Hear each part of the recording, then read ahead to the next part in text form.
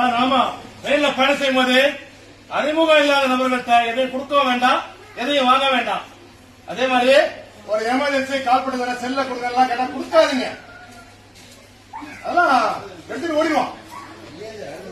அதனால கொடுக்காதீங்க. Ladies jewel போடுறீங்கன்னா தயவுசெய்து துணியை போட்டு மறைச்சிடுங்க.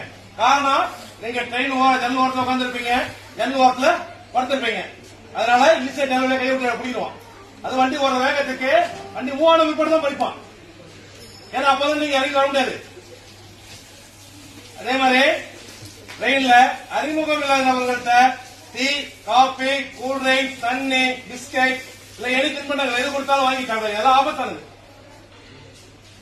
அதே மாதிரி லேப்டாப், இது வந்து 100% உண்மை.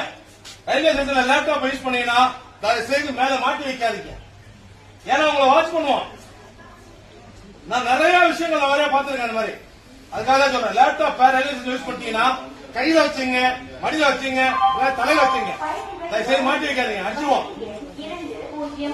அதே மாதிரி படிக்கட்டு ஓரமா நின்று அல்லது உட்கார்ந்து பயணம் செய்ய வேண்டாம், உயிருக்கு ஆபத்தானது.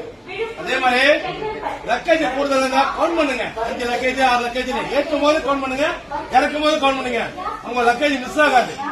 அதே மாதிரி அந்நிய நபர் யாரா இருந்தாலும் சரி நம்ப வேண்டாம்.